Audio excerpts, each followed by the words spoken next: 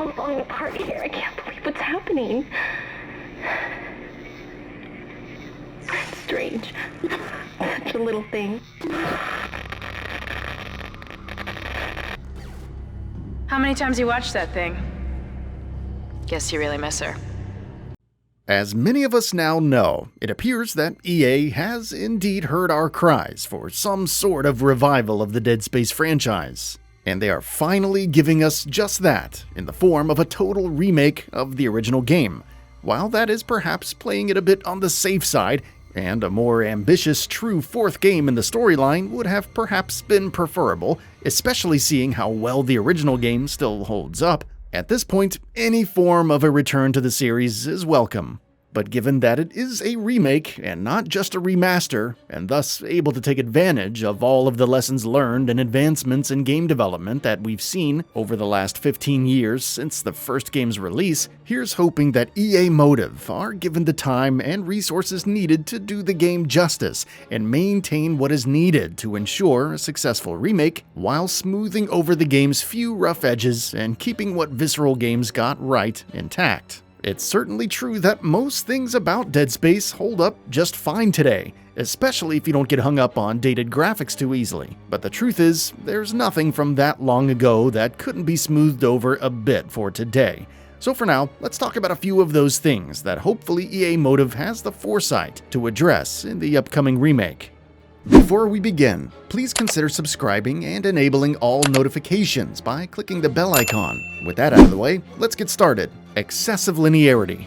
As stated, few things about the original Dead Space game could be considered a true flaw, even by today's standards, but one thing that even the original developers admitted was the result of technical constraints rather than their actual vision was the game's relentless linearity. Other than the occasional diverting hallway that only goes a handful of feet before it rewards you with an item and forces you to turn back around, Dead Space is pretty much the epitome of the linear corridor shooter when it comes to its level design. While there's nothing inherently wrong with that, it can lead to some sameness and boredom in the later sections of some games. Thankfully, Visceral was wise enough to mix in some larger, more open-looking areas and a handful of light puzzles and minigames to mix up the gameplay, but the design itself rarely changes from a simple A to B linear path structure. This wasn't really a huge problem then, nor would it be now, but I could absolutely see some modern gamers who expect a bit more explorability in their games today having a bone to pick with that if it is maintained in a modern remake. I certainly don't think we need to see anything that would make the game open world, but surely some more rewarding diversions, alternate pathways, and side objectives couldn't hurt if peppered into the game to a conservative degree. Enemy variety. Another thing about the original game that probably wouldn't hold up quite as well today is the original game's enemy variety. It's true, the Necromorphs' various forms are all still horrifying and should absolutely return for the remake. But it's also true that you saw most of them about halfway through it, and you probably weren't nearly as taken aback by them in the final few levels. A good way to avoid this is to just introduce more enemy types in a more consistent way throughout the game. Dead Space 2 and even 3 seem to get the memo on that a little bit better than the original. So hopefully between that and the much better enemy variety we've seen in horror action games since, like Evil Within 2, EA Motive will take those few extra steps and design some more necromorphs with different shapes, sizes, and behaviors for us to dismember, impale, and torch. Given the nature of the necromorphs and how they can take so many forms, I think it'd be more than fine for the developers to take some liberties with the concepts laid out in the original game and come up with some of their own ideas. If this was a remaster, obviously I wouldn't worry about that, but if they are going to give this the remake moniker, they should really take it seriously and fill in the enemy roster with some new necromorphs. Better melee combat. While Dead Space mostly did a good job of always making sure you had just enough ammo to get through any given situation, it didn't always work out that way. Sometimes, usually because of my own buffoonery, I would run out of ammo right before I needed to take on some baddies that were blocking my path. Sometimes I could finagle my way through them with Isaac's wild arm swinging, but even then, I got the feeling that this wasn't really what the developers intended, and it drew me out of the experience. As a result, I think Isaac would benefit from a slight improvement in the melee department.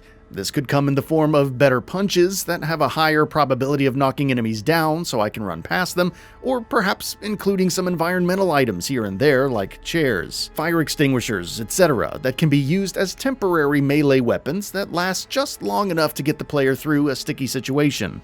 Either, both, or some other solution would be fine. While the result of bad ammo management should ultimately be punished. After all, if it wasn't, there would be no tension. I don't think it should necessarily result in the player getting stuck. So some sort of last resort melee option that isn't a total crapshoot would be much appreciated. A competent PC port. Console players might not have caught wind of this, but PC players were not exactly treated to the superior version of Dead Space that they were used to getting with most games upon the PC version's launch. The performance was shoddy, the physics were a mess, and the VSync would often be required if you wanted the game to run even remotely well, despite that often resulting in more input lag for the player. Even today, many PC players report running into odd bugs and issues that are not present on the PS3 and 360 versions of the game, and that is even less excusable now than it was then. Given that this is a ground-up remake, it's probably safe to assume that we won't have this issue again, but just in case, I think it's worth underlining that PC players deserve just as good a version of the game as anybody else. Graphics and atmosphere. While this one might seem obvious, and it is basically a certainty that graphics will be improved for this remake in terms of polygon count, shaders, reflections, and all of that, there is no more.